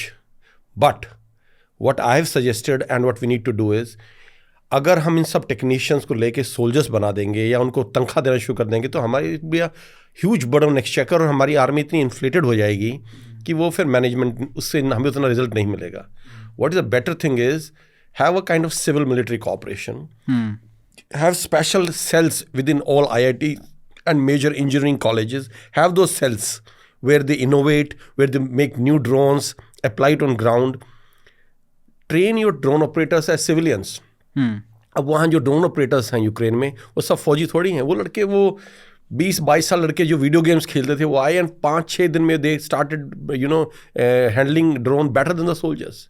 और इसमें कोई दो राय नहीं है, आप बिल्कुल सही बोल रहे हैं। अगर हम सिर्फ लंबे तगड़े और भाग दौड़ करने वाले ही हमारे सैनिक होंगे तो उनको शायद वक्त लगेगा काफ़ी ड्रोन ऑपरेटर बनने में। But every soldier doesn't have to be drone operator. We can train these youngsters. NCC हमारे पास सबसे बड़ा दुनिया का कैडेट एक ऑर्गेनाइजेशन है NCC, जिसमें दर्जनों लाखों स्टूडेंट्स इन्वॉल्व हैं all over India. Train them, they all play video games, they all tech savvy. उनको आप सफाई अभियान में लगाने के लिए मोटरसाइकिल में 5 लोग कैसे इकट्ठा के उनको रिपब्लिक डे परेड दिखाने के बजाय train them in these things and use them as a reserve in case of war, because if they have had gone through a capsule of 2-3 months as drone operators, you just need to give them a refresher capsule of 7 days and they'll be ready to operate drones on the front lines। So we should focus on these youth organizations like NCC, NSS, and of course have a certain segment of the army which is very tech savvy and dealing with this। पर अगर हम soldiers को technicians और mechanics और scientist बनाने लग गए तो वो मेरे ख्याल से एक सही अप्रोच नहीं होगी। और वो अब हम देख भी रहे हैं कि जो नए सिलेक्शन प्रोसेस में भी कितना टेक सेवी है। जो it's not only technology will fight the war, technology is important and there should be a technological segment, but at the end of it the bravery and the strength of the soldier on ground will also matter as much. Neighbourhood है, उसमें अगर हम बात करें तो सबसे जो worrisome है, ऑफ कोर्स पाकिस्तान का तो चलता ही रहेगा हमेशा, बट एक जो चेंज हुआ है वो है बांग्लादेश में जो सारी चीज़ें हुई हैं। आप उसको किस तरीके से देखते हो, जो अमेरिका की इन्वॉल्वमेंट है, जो वहाँ पे जो सिलीगुड़ी कॉरिडोर का जो हमारे लिए इम्पोर्टेंस है, उसको वाइडन करने की जो बात कई लोग स्ट्रेटेजिक एक्सपर्ट्स कर रहे हैं कि वो अब एक इनएविटेबल हो गया है हमारे लिए कि वो मिलिट्री ऑपरेशन के थ्रू हमको करना ही पड़ेगा। और लोग भी बातें करने लगे हैं कि यार ना तो पाकिस्तान के खिलाफ ज़्यादा हम लड़ पा रहे हैं कि 3 दिन में बंद कर दिया, प्रेशर आ गया, चाइना के खिलाफ भी स्टेलमेट हो गया, अब ये बांग्लादेश भी मतलब अब आंख दिखाने लग गया। तो कहाँ मतलब क्या हो रहा है यहाँ पे, खासकर बांग्लादेश के कॉन्टेक्स्ट में? जो पिछले चीफ ऑफ डिफेंस स्टाफ थे जनरल रावत, वो ही always used to talk of 2.5 threat, कि हमें we have to prepare for to fight war on 2.5 fronts, China, Pakistan and 0.5 within internal this thing, which now with this the government, interim government which was in Bangladesh, and likely government which is going to come up by the end of this month, it will be Jamaat. If they win, they'll be totally, as it is, a Islamist government over there. Even if somebody else comes, they will not very pro-India. So this 2.5 has become 3.5 now. And I've been saying it on various platforms, and a lot of people kind of don't like it when I say this. You mark my word, in case we have a major war tomorrow, existential war, it will not be 3 which will be more difficult for us, it's 0.5. Right now, we have no focus on 0.5. And that 0.5 threat is from Islamists and political Islam. We are not even talking about it. This elephant in the room which needs to be addressed, we are not even talking about it. और जब तक हम इसकी बात नहीं करेंगे, इसको हम एड्रेस कर ही नहीं सकते। मैं पीछे काफ़ी पाकिस्तानी कमेंटेटर्स को सुन रहा था जब अफगानिस्तान की और पाकिस्तान की लड़ाई चल रही थी। बार बार बोल रहे थे कैसे मुसलमान हैं अफगानी, ये बोलते हैं हम पहले अफगानी हैं, हम फिर मुसलमान हैं, और इनको शर्म नहीं है, ये उम्मा के पार्ट हैं, तो पहले मुसलमान होने चाहिए थे। तो जो south Asian Muslims which includes Pakistan, India and Bangladesh, a large majority of them in all 3 countries think they are first Muslims and then anything else, unlike Afghans who think we are first Afghans and then Muslims, or Iranians, we are first Iranians and then Muslims. In South Asia, they will not say we are first Hindi and then Muslims. They will say we are first Muslims and then anything else. So this threat in case of a war will be existential for us. The way the population of such people is increasing, and I'm not saying I'm against Islam or Muslims. There are a lot of patriotic Muslims in this country, and I acknowledge that, and they will do anything for the country. But threat is from that minority. So what are we doing about to identify that a person who comes into defense forces or into important decision making, this thing, is first a Muslim and then a Hindi? Are we doing something to identify that? And if these people, even if a very small minority, enters in decision making or into military establishment, the kind of havoc it can create inside, फिर हमारे जितने रफाल्स हैं और aircraft carriers हैं धरे के धरे रह जाएंगे वहीं पे. We will be able to do nothing about it. This threat is right now being recognized in US, is being recognized in a lot of US, in European countries, and we need to recognize this threat now. If we do not recognize it now, we just try to be politically correct कि अगर मैं ऐसा बोलता हूँ तो मेरे जो पीछे बटालियन में एक कंपनी मुसलमानों की है या कुछ मेरे मुसलमान कोलीग्स हैं, मेरे मुसलमान दोस्त हैं, वो बुरा मान जाएंगे, उनको बुरा लगेगा, उनकी मैं देशभक्ति पे क्वेश्चन मार्क लगा रहा हूँ, ऐसा नहीं है. वो लोग भी इस थ्रेट को समझते हैं. Every Muslim is not an Islamist, and जो पेट्रियोटिक मुस्लिम्स हैं they also understand this a threat, and they will support us. They will support the establishment. They will not say we are against them. Yes, if it is that guy who say I'm first Muslim and then Hindi, yes, he will say you are insulting me, you are doubting my loyalty. But not a person, a patriotic Muslim will never doubt that. So we need to address this problem, and if we do not address it now, it will be too late tomorrow. Second thing is, we are decisive in case of Pakistan. Why were we not decisive in case of Bangladesh? The kind of atrocities on Hindus and minorities which was done in Bangladesh in last few months. What was the response of Indian government? हम सिर्फ बात करते हैं, आलोचना करते हैं, हम इसकी निंदा करते हैं, and we condemn it, and we will call the High Commissioner of Bangladesh and tell him, reprimand him. But is that enough? Was this, when America can kidnap the serving president of a sovereign country, for their national interest, what stops us from making up, enlarging this chicken neck, so-called chicken neck there, Siliguri corridor talking of, and take the north part of Bangladesh and make sure that all minorities come there and make their enclave our own? Who would have stopped us? Nobody. America would have said something. America, which is kidnapping a president himself, asking for Greenland, or Europe has no say as it is. They cry a lot about everything, but they're capable of doing nothing. China would have done nothing. They also might have threatened us, but done nothing. Did we miss this opportunity? Could we have done this? And why didn't we do it? Till the time we remain this weak, if we do this, what the international pressure will be so much. वही है ना, मतलब जैसे मैंने कहा कि चाहे operation सिंदूर के कॉन्टेक्स्ट में आप देखो, अगर वहाँ पे भी आपके मिलिट्री गेन्स या कह सकते हैं कि टेरिटोरियल गेन्स आप लेते कुछ, जो आप फिर उसको वो कर सकते थे कि भाई रियल पनिशमेंट है ये. इट्स नॉट लाइक कि एयरबेस है आपने फिर से तोड़ दिया तो कल को बना दिया, या एयरक्राफ्ट तोड़ दिया तो कल नया खरीद लिया. नहीं, आप कुछ ऐसे स्ट्रेटेजिकली इंपॉर्टेंट एरियाज पे कब्जा करो, तब जाके, चाहे छोटा हो, बट कुछ तो करना पड़ेगा. यहाँ पे बांग्लादेश में भी आपको वो पूरा गर्दन उड़ानी पड़ेगी. नहीं, पर हमारे पास अपॉर्चुनिटी थी उड़ाने की. हाँ, हमें जब it was a pretext that to save human rights, जिसके बारे में पूरा ये यूरोपियंस आंसू बहाते रहते हैं दुनिया भर में कि human rights, to protect those human rights of minorities we had substantial, and there was lot of voices in Europe also which recognise there are atrocities being committed against minorities in Bangladesh. And that they're threatening us, that they are showing a greater Bangladesh map in which they have shown an entire northeast part of Bangladesh.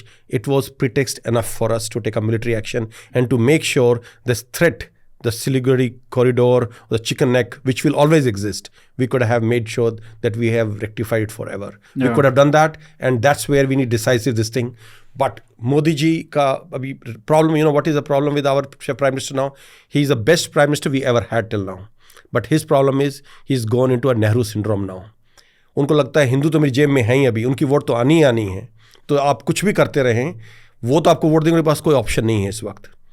तो अब वो अपने आप को एक international statesman बनाने के चक्कर में है कि मैं सबको बराबर रखता हूँ, सबका ख्याल रखता हूँ, किसी के खिलाफ नहीं जाता, मेरा बिल्कुल मन दिल पवित्र है और मैं बिल्कुल इंटरनेशनल ऑर्डर को फॉलो करता हूँ. तो जब उनके अंदर ये चीज़ आ गई ना, कि मैं अब सब प्रधानमंत्री था ही, अब मैं उससे ऊपर, मैं I not become international statesman which history will remember, जो नेहरू के दिमाग में आ गया था और जिससे उसने इस देश का इतना नुकसान किया है, उसी मोड में इस वक्त मोदी जी आ गए हैं. बहुत अच्छे प्राइम मिनिस्टर हैं, बहुत कुछ किया उन्होंने, लेकिन वो इस मोड में, उस मोड में आने के बाद, चाहे वो महात्मा गांधी हो, चाहे वो नेहरू हो, चाहे वो मोदी जी हो, वो देश का नुकसान ही करेंगे, फ़ायदा नहीं कर सकते उसके बाद वो. सर, बहुत सारी हमने बातें की. आई थिंक बहुत सारी चीज़ें ऐसी हैं जो अभी भी रह गई हैं. हमने इजराइल गाज़ा की बात नहीं की, बट इसी कॉन्टेक्स्ट में कि वहाँ से भी क्या हमारे पास कुछ लेसन्स हैं. मैं आखिरी में ये सवाल पूछ के ख़त्म कर सकते हैं इसको, कि वहाँ से भी कुछ हमारे लिए रेलिवेंट लेसन्स हैं इजराइल गाज़ा में, खासकर in the context of 3.5 front war जो आपने बताया, कि क्या वो हमको वहाँ से कुछ सीखना चाहिए? देखिए, जो इजराइल से हम जो एक चीज़ सीख सकते हैं, if they have been so effective in eliminating the leadership, चाहे वो ईरान की हो, चाहे हिजबुल्लाह की हो, चाहे वो हमास की हो, चाहे वो हुतीज़ की हो, is their intelligence. India needs to work a lot in the field of intelligence. Our intelligence, especially human end, is of very poor level. We are nowhere compared to, we talk of कि raw हमारी इतनी अच्छी है और IB की वो है, काम कर रहे होंगे शायद, मुझे उसकी नॉलेज इतनी नहीं है, पर when it comes to organizations like Mossad or CIA or MI6, we are nowhere close to that. Our intelligence is very poor compared to these countries, and we need to do a lot in this. And this is what we can learn from Israelis, especially in this war, that they could eliminate the top leadership of these 4 organizations and country included, just because of the intelligence. We might not be able to match them, because Mossad is miles ahead of everybody else, but we can reach somewhere there, and we need to make improvement in our intelligence apparatus. हमारे मित्र हैं, वो पूछ रहे थे मुझसे कि भाई आसिम मुनीर ने इतना बड़ा स्पीच दिया हिंदुओं के खिलाफ, और उसके बाद पहलगाम हुआ, और वाई इज़ ही अलाइव, हमने उसको मारा क्यों नहीं? आई मीन तो मैंने उनको एक एग्जांपल दिया कि मुशर्रफ जो था, उसने वो एटलीस्ट इज़ रिस्पॉन्सिबल डायरेक्टली, जब 527 जवान हमारे कारगिल में शहीद हुए उनकी, उसके बाद भी 2002 में पार्लियामेंट अटैक हुआ, और 2002 में ही हमने हमारी RNDW ने इंटेलिजेंस दी मुशर्रफ को कि उसकी जान को खतरा है वहाँ पे पाकिस्तान में, पिन पॉइंटेड इंटेलिजेंस से उसकी जान को बचाया। तो ये क्या हमारी जो हमारी सोच है कि हम क्या सोचते ही नहीं है कि आसिम मुनीर को मार सकते हैं हम, कि क्योंकि हम इंटरनेशनल रूल्स बेस्ड ऑर्डर को हम फॉलो करते हैं, या फिर हमको भी डर लगता है कि क्या हमारे भी प्रधानमंत्री को मार दिया जाएगा, या फिर मतलब क्या है ये। आप इज़राइल को देखो, वो तो पूरा डिकैपिटेट कर देते हैं, उनको कोई नहीं, अगर वो कल को ईरान के अयतुल्ला को मारना है तो वो मार सकते हैं, अगर वो नहीं मार रहे हैं तो just because they are not able to reach at that level. तो क्या हम तो सोचते ही नहीं है, या ऐसा सोचते हैं तो हो नहीं पाता, या क्या चीज़ें हैं? देखिए, इस मामले में हम इजराइल का मुकाबला नहीं कर सकते। जैसे मैंने बोला कि Mossad is miles ahead in terms of intelligence, then is their military capability, striking capability, their recognitions capability is much more than us. But the biggest factor, वही मैं पूछ रहा हूँ कि क्या ये सिर्फ एक इंटेलिजेंस की कमी का? The biggest factor why we can't do it and Israel can do it is because Israel is totally backed by US. अब मैं आपको एक उदाहरण देता हूँ। हमने एक कोई छोटा सा आतंकवादी कनाडा में मार दिया था, हमारी इंटेलिजेंस एजेंसी ने, कोई छोटा मोटा, इज नॉट, कहते हैं पता नहीं मारा था या नहीं, चलो मान लीजिए कि हमने मारा, हमारे को पूरी दुनिया को जवाब देना पड़ गया। सर कनाडा ने हमारे साथ पूरे रिलेशन ख़राब कर दिए सर, उस चक्कर में US was asking us to apologise and to give an answer to that. हमें पूरी दुनिया का आंसर देते फिर रहे थे सर, उस एक चीज़ के कारण। एक छोटा सा आतंकवादी जो हम मानते थे और जो हमारे देश के लिए खतरा था, जिसको उस गवर्नमेंट वहाँ एक्शन को तैयार नहीं थी। आप सोचें, अगर आप इस तरह की कार्रवाई एक head of state, I mean Pakistan is run by Asim Munir, अगर आप इस तरह की कार्रवाई कर देते हैं तो repercussions will be very strong and the world will not accept that. But I think it is not as easy and हमें ये डर नहीं कि हमारे प्रधानमंत्री को मार देंगे, पर ना तो हमारी इस तरह की विल पावर हमारे अंदर है। फिर हमारी एक इंडियन फॉरेन पॉलिसी एक बहुत बड़ी कमी क्या रही है, हम पूरी दुनिया को ये दिखाना चाहते हैं कि हम जितना मॉरल आदमी, हम जितने moral country who follows all principles, हम जितनी मॉरल कंट्री दुनिया में कोई नहीं है। जबकि इंटरनेशनल रिलेशंस में your national interest is solely guided by your national interest, your policy is guided by national interest, not by your morality. हमारी क्या रही कमी रही हिंदुस्तान की, और दुनिया में से कोई भी नहीं मानता, लेकिन हम दिखाना चाहते हैं फिर भी कि our national foreign policy is guided by our national interest but also by morality. But वो सर, वो एक एक्सक्यूज भी तो है ना, कन्वीनियंट एक्सक्यूज भी तो है ना, क्योंकि हमारे पास हार्ड पावर नहीं है उस लेवल की। Nobody gives a damn. आप बोलते रहे हमारी मॉरलिटी बहुत है, बट nobody believes that. मैं कह रहा हूँ वो मुखौटा है ना, मुखौटा है, उसके पीछे जो है वो कमी जो है ना, कि हार्ड पावर हम एग्जीक्यूट नहीं कर पा रहे हैं, कि हमारे पास वो स्ट्रेंथ नहीं है कि हम ये जो इंटरनेशनल रिपरकशन होगा उसको झेल सकेंगे। देखिए, आप अभी जयशंकर जी बहुत अच्छे फॉरेन मिनिस्टर हैं, बहुत अच्छे उन्होंने काम किए हैं, लेकिन व्हेन पुश कम्स टू शव, जब एक्चुअल लड़ाई हुई, कौन हमारे साथ खड़ा था? हमारे साथ कोई भी नहीं खड़ा था। आप बोले हमने पूरी दुनिया में हमने तो झंडे गाड़ दिए, फॉरेन पॉलिसी इतनी अच्छी है कि whole country is backing us. When the war happened, Turkey was standing rock solid next to Pakistan. In every way, they provided intelligence, they provided drones, they provided planning, everything they could give Turkey, and they openly did it. China openly did it. Yes, China did openly that. We are openly with Pakistan, we support you in every possible way. Azerbaijan declared it. We are with you. 3 countries which say openly we are with Pakistan, we stand by Pakistan, rock solid. Which country was standing with us? Not a single one in the world. So this is our foreign US policy. को ही देख लो, No country. तो तब से even Nepal was not standing with us. Forget about, or Sri Lanka or Bangladesh. No country was standing with us the way these 3 countries are standing next to Pakistan, rock solid. Okay, we'll do everything possible to support Pakistan. So this is where your foreign policy is actually seen. Voting in the United Nations General Assembly or here and there, small little things, they matter. But when actual thing happens, when the question of war, who was with us? So this is your power. हाँ, ये actually में reality check है। That's reality check. Wonderful sir, thank you so much, आपने इतना time दिया, बहुत अच्छा लगा, बहुत कुछ सीखने को मिला, और हम फिर मिलेंगे। आप बहुत कम आते हो इंडिया, बट जब भी आओगे तो हम नेक्स्ट टाइम ज़रूर मिलेंगे पक्का। और बातें करेंगे इस पे। Thank you so much. Thank you.